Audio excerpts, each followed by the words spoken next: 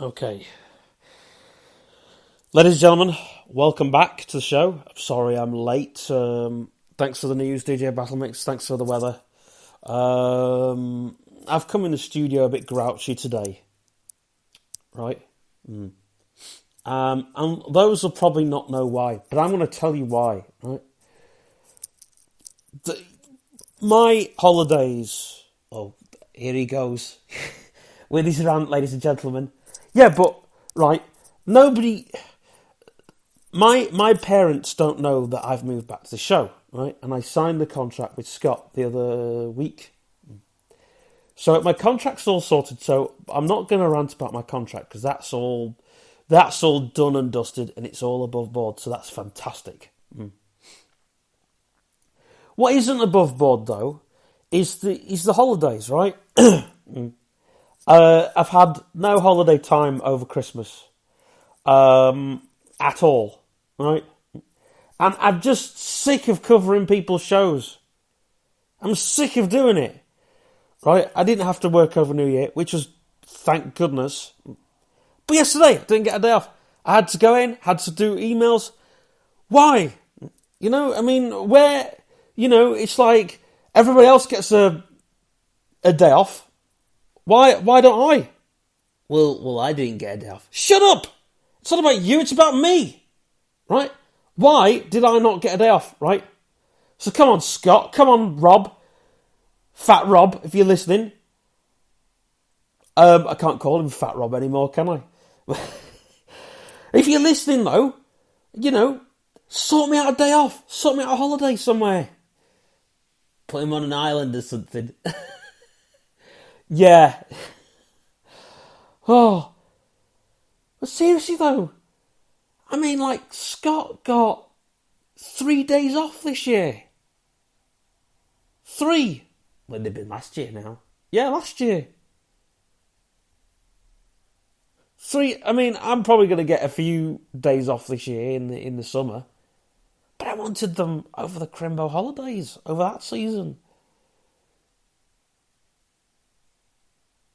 Oh...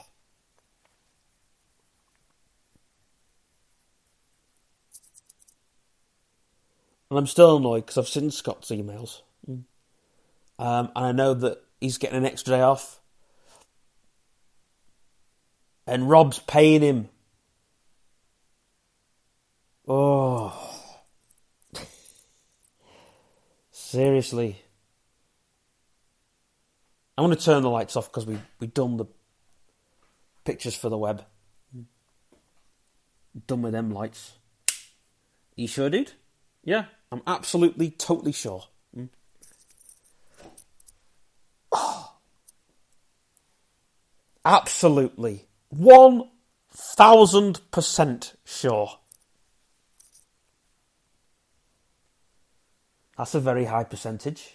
It is. You know what I mean? I'm sure, I've had 2 days off over the Christmas period. But you didn't get New Year's Eve off, James. No, I was all right with that. Me and Tim Davis, we did a cracking... It was brilliant, was it, your show? I was on... No, I wasn't on Reese Kenner's show. Because we had to do the feed that went out a bit late, so... We didn't get to do that in the end. What about your other thing that you did? Did you get that out? No, there was an issue with running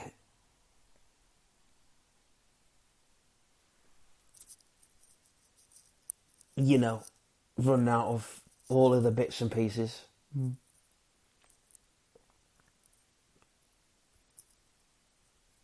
you know Guile? He went out for not Guile. The guy was with Tim Davis, the other producer he had. He went out for a smoke halfway, and they still got out on time. I know, that was sensational. You were on Kenneth's show, weren't you? I was there in the background. I wasn't really... I was celebrating, but... We went to the bandstand to see Tim Davis, and it was absolutely cracker. First time I've been and they didn't have a bar on there. We had to go somewhere else to do the bar. But you went to the Phoenix, didn't you? And Scott had to set up, and it was like backwards and forwards. And Scott gave me a lift home at 12:30. Well, I went on a bit of an adventure on New Year's because I went from the Fleetwood Hesketh to Liverpool back to Southport. Well, it wasn't like that at all. I came back here and then I went to Liverpool and then and I saw Scott and I was like, oh, it's like one of those you go in. It's like end of the night. But if I was working, I would hate that. I'd hate like, when's the night gonna end? That's when you work New Year's Eve, that's the problem. Is you come like you're still buzzing, but you still, and then you've got to do it. And then if someone else wants you to do something, it's like, oh no, please. As when you've got a night off on New Year's Eve, it's like, yeah, it doesn't matter. I mean, if everybody lets their hair down on New Year's Eve. But the DJs, they're always the grumpier ones on New Year's Eve. They won't, it's like they'll solve their requests. Because I went to see Danny B, and he was sensational, absolutely. But the thing is.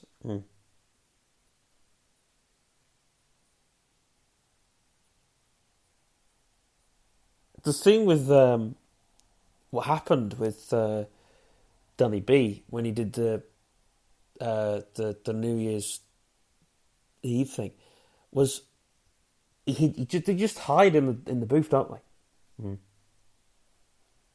I hate New Year's Eve because everybody crowds the booth. It's like it's just I hate it.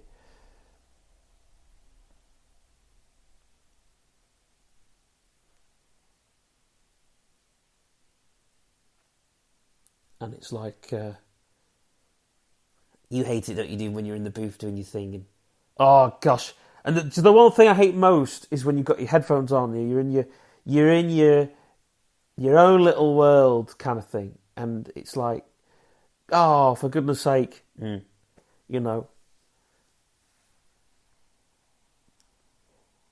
But my last gig, I didn't really need to do that much. I felt at peace. You felt at peace, doing my own thing. But now I quite like see Generation and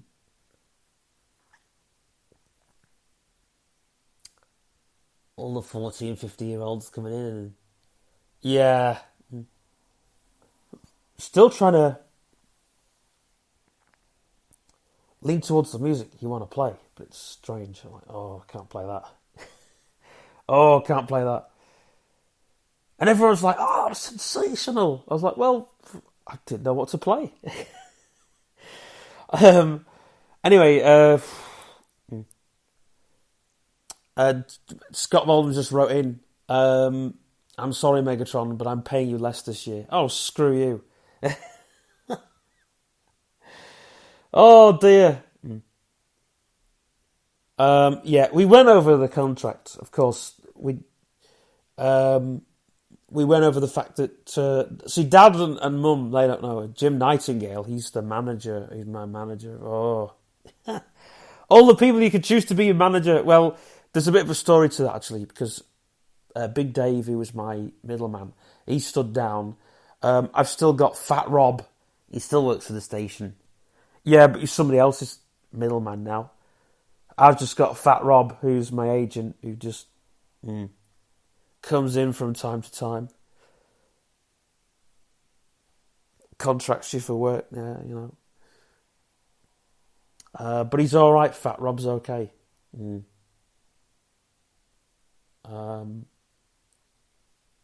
had a drink with him over Christmas. I didn't know how funny he could be.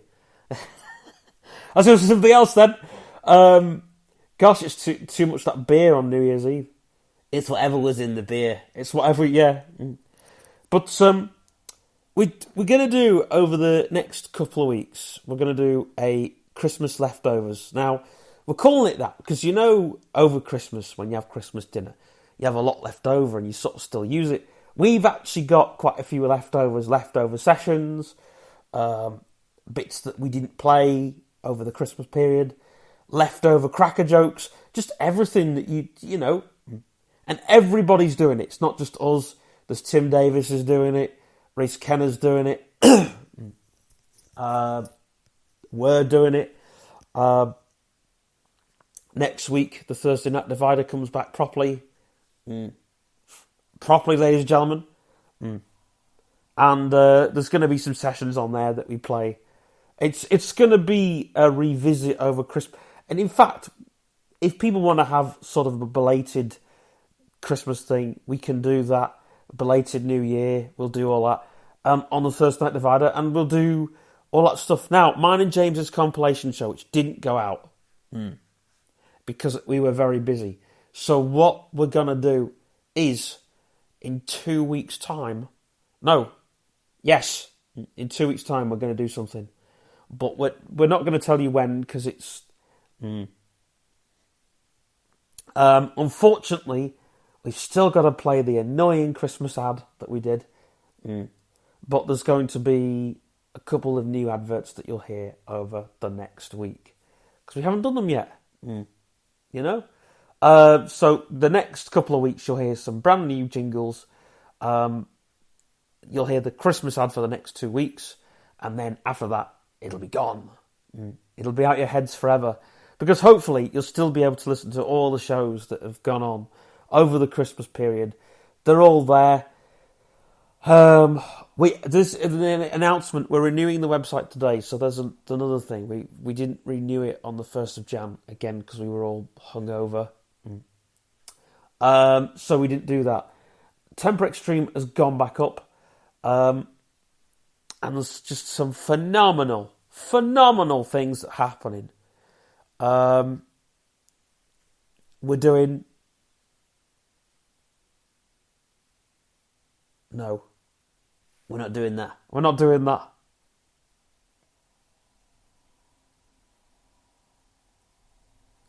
But,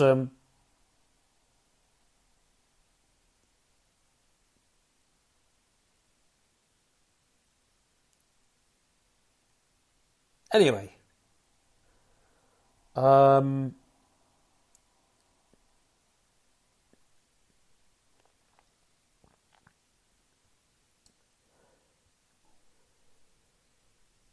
So,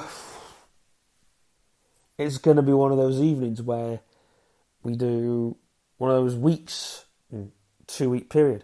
Anyway, we're going to play some records.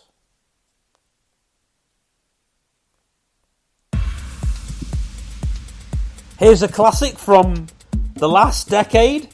It's an Eprox record. It is. In fact, the Eprox album does come out pretty soon.